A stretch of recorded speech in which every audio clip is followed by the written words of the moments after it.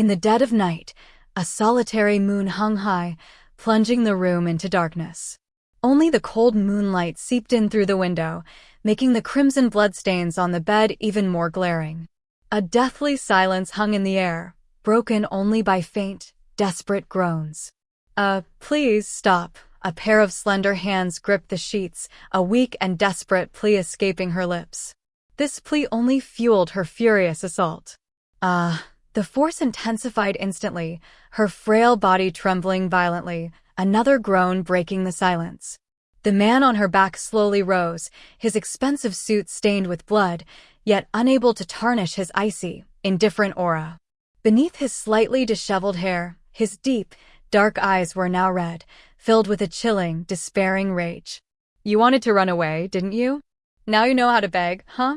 As he spoke, the force in his hands increased, as if trying to pierce her bones. It hurts." Her groans did nothing to quell his anger. He shuddered, his dark eyes filled with bloodlust and a destructive desire. "Didn't I, Jasper, say you weren't allowed to run away? You're just something I picked up at my mercy. And now you dare to run. Luna, this is the punishment you deserve. Remember this well." Hot tears soaked the sheets, but she bit her lower lip, refusing to make a sound.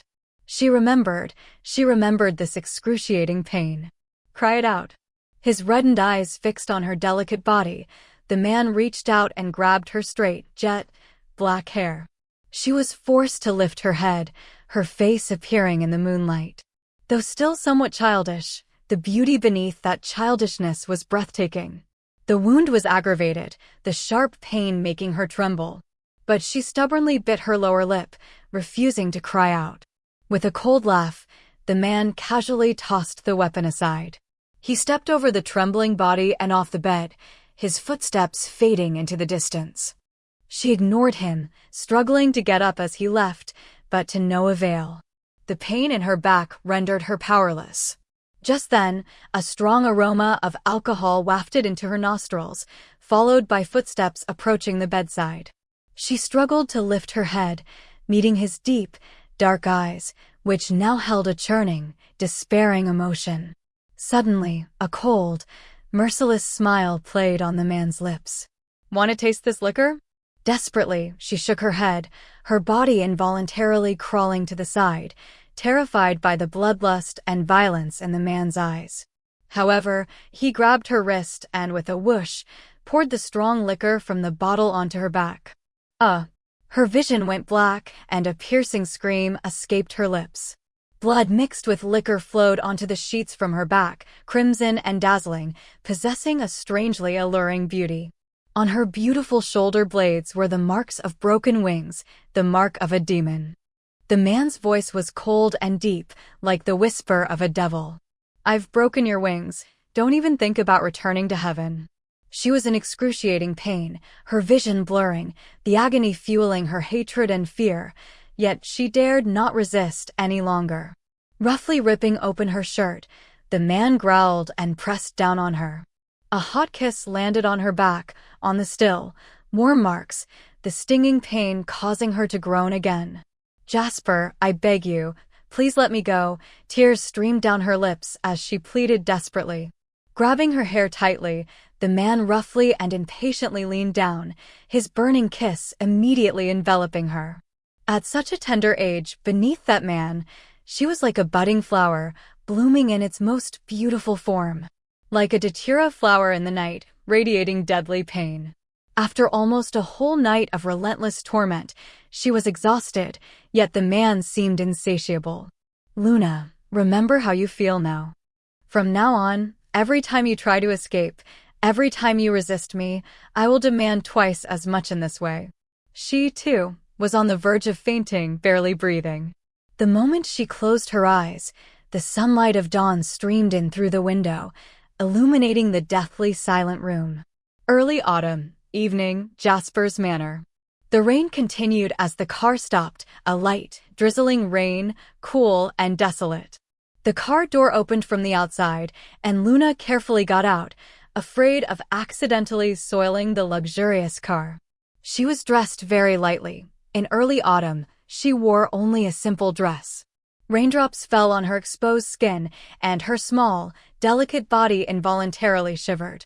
A gentle breeze ruffled her straight, jet black hair, and beneath her slightly disheveled bangs, her large, round eyes, dark and bright, like glass, shone through. At this moment, the little girl's attention was completely focused on this unfamiliar place. The uncle who picked her up had told her it was a manor, but she only felt that the magnificent buildings before her resembled a castle. The sky was slightly whitening, and the castle in the drizzle looked somewhat lifeless. "Miss Luna, this way please." The middle-aged man spoke softly, bringing Luna back to her senses. "Oh," Luna quickly replied, jogging a few steps to catch up with the man. On the muddy ground, shallow footprints stretched slowly towards the castle. Just moments before, there had been an orchard. Leaving the orchard, they arrived at a wide plaza. Passing the giant fountain in the center of the plaza, Luna's attention was drawn to the sacred angel statue above it. However, her bright eyes showed no longing. Looking at the beautiful buildings before her, she felt a sense of bewilderment. "Miss Luna, this is your room. Please take a look around. If you have any complaints or needs, please let me know. I am the butler here. You can call me Uncle Troy." Luna glanced around the lavishly furnished room, then looked at the middle-aged man's calm, expressionless face. A hint of resistance flickered in her eyes, but she nodded nonetheless and whispered, "It's all right. Thank you." Looking at that small face, Uncle Troy shook his head, sighed softly, and turned to leave. Inside the room, Luna stood motionless, looking back and forth at the scene before her. It was beautiful here. The castle was beautiful, like something out of a fairy tale, like a princess's home. As if recalling some unpleasant memory, her small body trembled. Her eyes were moist, but the tears that welled up didn't fall. At dinner time, only a girl who looked 4 or 5 years older than Luna sat at the large dining table. Her father died in a car accident, and her mother committed suicide. "She's so pitiful." But Uncle Troy, she was clearly adopted. "Living here is one thing, but why does she have to sit and eat with me?" Luna remained silent, yet neither servile nor arrogant. A hint of stubbornness flickered in her bright, dark eyes. Upon hearing Mr. Jasper, the girl pouted, still dissatisfied but not daring to say anything more. She glared at Luna, then moved to another seat, seemingly unwilling to sit opposite her. Uncle Troy, standing beside her, remained calm and composed, but a hint of relief appeared in his eyes. Soon, Luna adapted to life on the manor. She liked watering the flowers and weeding, but she didn't like talking or laughing. The servants treated her with great respect, as if she were the mistress of the house, yet she appeared humble and weak. Standing there, silent and unassuming, like a blade of grass. Luna, watering the flowers in the greenhouse, faintly heard cheers outside and her heart skipped a beat. She immediately dropped what she was doing, unusually excited, and ran outside. She finally saw Mr. Jasper, her small face filled with joy. It was the first time she had smiled since entering the estate. She saw Mr. Jasper walking towards the greenhouse, impeccably dressed in his suit, his steps measured, alone. At their first meeting, there was no grand entrance, but his icy, indifferent aura was enough to make one shrink back and tremble. As the figure drew closer, Luna slowly raised her head. Compared to her, Mr. Jasper was so tall. Suddenly, she saw Mr. Jasper looking at her, a slow smile curving his lips. A handsome face, profoundly cold. Suddenly, he leaned down, looking at the small Luna at eye level. Luna felt her entire body enveloped by a cold and oppressive aura, involuntarily taking a step back, only to have her wrist grabbed. "Remember, from today onwards, you are nothing but a dirty thing picked up." Those words froze the small body. Her dark eyes instantly welled up with tears. Since entering the manor, this was the first time Luna had wanted to cry in front of others, but she held back. However, Mr. Jasper continued to approach, his face very close to hers, his breath hot, filling her with inexplicable fear. "Remember, I will torment you forever." In the desolate, pale sky, It seemed as if a demon spread his dark wings, revealing a sinister and merciless smile to the angel. At 12, Luna remained quiet, preferring to stand in a corner. She was still like a blade of grass, yet her youthful face was gradually radiating a light that could no longer be ignored. At New Year's, Jasper returned to the manor, now an adult, even more reserved and cold. He was mostly recovered, but still had some difficulty moving around. Carrying the medicine box, Luna walked cautiously, a little apprehensive. It was the first time in 2 years she'd stepped into this floor. Taking a deep breath, Luna opened the door and went in. Mr. Jasper seemed to have drunk a lot and was currently sleeping. She would leave after putting down the medicine box. The room was very dim, with only a bedside lamp casting a dim light. Luna walked very carefully, afraid of soiling the expensive wooden floor or waking the sleeping man. On the bed, Jasper lay on his side, the blanket slightly disheveled. Clearly, he wasn't sleeping soundly. Luna took another deep breath, her gaze falling on his bare, muscular chest, but what truly attracted her were the numerous scars, large and small, on it. Just then, the man who had been sleeping suddenly opened his eyes and sprang up from the bed. Who? His gaze was fixed on the slender, petite figure, and she could vaguely make out his dark eyes, which were red with a hint of bloodlust. Luna gasped, nearly knocking over the first aid kit in her hands. Before she could react, her neck was gripped tightly. Luna struggled to breathe, her face flushed, but she didn't resist, her dark, glassy eyes unblinking. 2 years had passed. She seemed to have grown taller, her face less childish, and a captivating beauty was gradually emerging. Like a flower blooming in the dark, shrouded in darkness, yet stubbornly determined to blossom, refusing to yield. His gaze moved down, landing on her fair neck, then further down. She wore only a floral nightgown, no bra, her developing breasts faintly visible. However, he gave a disdainful, cold smile. Still too young. What are you doing here? Don't you know that no one is allowed in without my permission? Mr. Jasper, Uncle Troy asked me to bring you your medicine. Relieved, Luna quickly took a deep breath and answered respectfully and obediently. But Jasper seemed tired of this respect, his brows furrowed. He sharply uttered, "Just call me by my name. This is the medicine box. I'll put it here for now. I won't disturb you any longer. Please continue sleeping." Luna placed the medicine box on the bedside table, afraid of disturbing Mr. Jasper's sleep, and wanted to leave quickly. Unexpectedly, before she could turn around, her wrist was forcefully grabbed. "Wait," Jasper called after her.